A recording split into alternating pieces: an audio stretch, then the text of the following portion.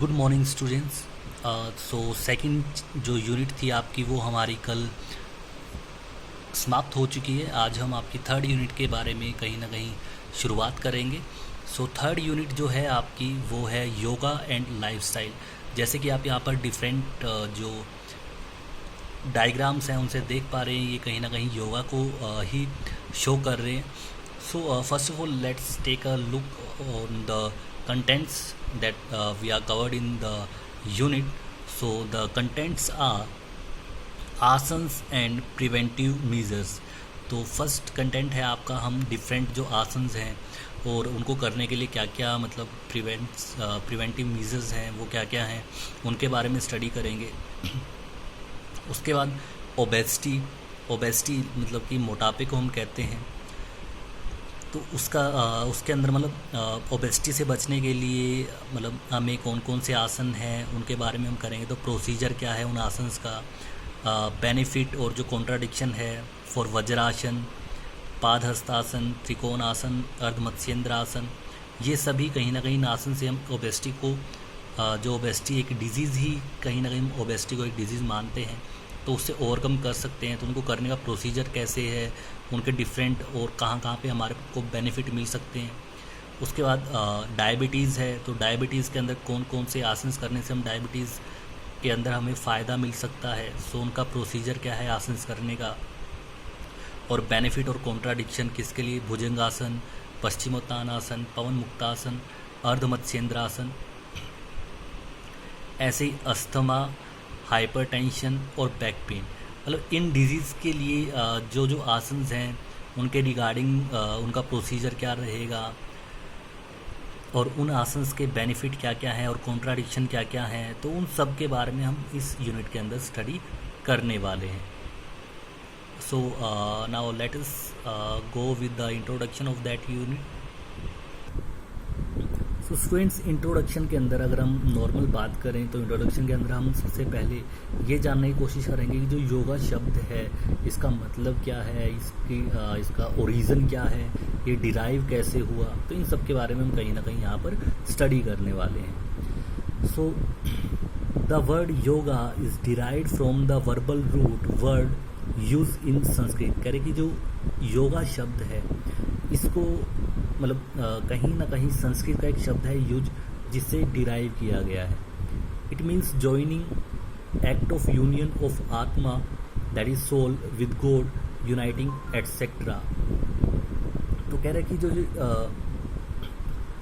Use शब्द है इसका अर्थ है कि आत्मा का भगवान के साथ या फिर परमात्मा के साथ मिलन। Man is a physical, mental and spiritual being. कह रहे कि जो इंसान है वो एक फिजिकल, मेंटल और स्पिरिचुअल बीइंग है, धार्मिक है, शारीरिक है और मानसिक एक ऐसा जीव है। Yoga helps to promote a balanced development of all the three. और जो योगा है वो कहीं ना कहीं तीनों ही मतलब शारीरिक स्तर पर, मानसिक स्तर पर और धार्मिक स्तर पर उसको बैलेंस करने का, उसकी बैलेंस डेवलपमेंट करने का काम योगा के थ्रू होता है, या फिर योगा ही ऐसी चीज़ है जो तीनों ही चीज़ों में उसको अच्छे से कहीं ना कहीं उसकी डेवलपमेंट कर सकती है, उसका उत्थान कर सकती है। When the three are in harmony, the result is improved fitness, flexibility, stress management, relaxation, mental clarity and overall well-being। और कह रहे कि जब ये तीनों ही चीज़ें मतलब हारमोनी में होती हैं, कि आप कह सकते हो कि संतुलन में होती है, तो उससे क्या होता है कि बहुत अच्छे रिजल्ट मिलते हैं। जैसे कि फिटनेस का इम्प्रूव होना, जो फिजिकल फिटनेस है वो और अच्छी हो जाती है, फ्लेक्सिबिलिटी अच्छी हो जाती है, स्ट्रेस मैनेजमेंट को जो है वो इम्प्रूव हो जाती है, रिलैक्सेशन मतलब जो मानसिक रिलैक्सेशन है वो और अच्छी हो जाती है, और ओवरऑल अगर हम बात करें तो इंसान एक वेल बीइंग इंसान की तरह कहीं ना कहीं बिहेव करता है। Many people struggle with life style disease. बहुत से इंसान हैं जो हमारे एक ज़िंदगी के अंदर बहुत सी बीमारियों के साथ जो मतलब कहीं ना कहीं जूझते हैं, उनको बहुत सी बीमारियां होती हैं। तो इनमें से ही कुछ हैं लाइफ स्टाइल डिजीज़, मतलब जो हर नॉर्मल डिजीज़ हैं जो हर किसी को हो, नॉर्मल तो नहीं कहेंगे, लाइफ थ्रेटनिंग भी हो सकती हैं, बट ये डिजीज़ कॉमनली हर किस मतलब कि लगभग 80 to 90% पीपल्स को होती है। Yogasanas could be our go to solution to all such problems. और जो योगासन है वो इन सभी बीमारियों को या फिर इन सभी बीमारियों के सॉल्यूशन के लिए एक अच्छी चीज़ है, या फिर कह सकते हो कि योगासन के थ्रू हम इन सब डिजीज़ को कहीं ना कहीं इनका सॉल्यूशन निकाल सकते हैं। ना अब हम योगासन की बात कर रहे हैं, आसन्स की बात करें तो आसन्स है क्या, मतलब what how can we define asanas, तो उनके बारे में देखिए। Asanas are the physical position and postures that is design to improve the psychological और physiological functions of the body.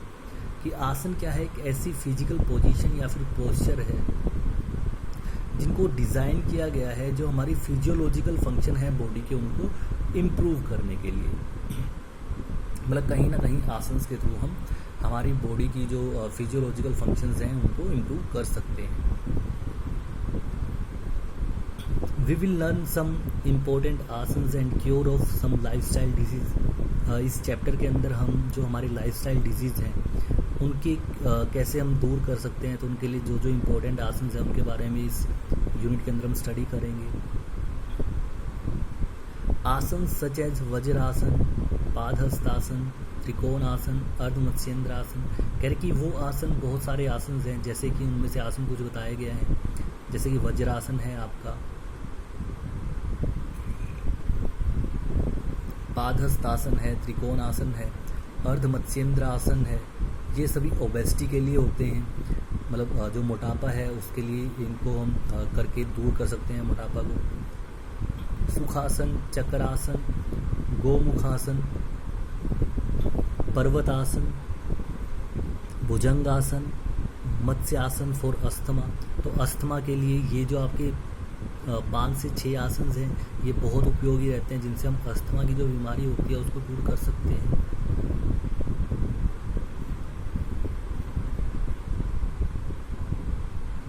Bhujangasana, Paschimottanasana, Pawan muktasana, Ardha Matsyendrasana for diabetes. तो डायबिटीज़ को दूर करने के लिए हम जो आपके भुजंगासन है, जिसको हम सर्पासन भी कहते हैं, पश्चिमोत्तानासन है आपका, पवन मुक्तासन है और अर्धमत्स्येंद्रासन है, इनके द्वारा डायबिटीज़ को कहीं ना कहीं कंट्रोल कर सकते हैं, उसको दूर कर सकते हैं।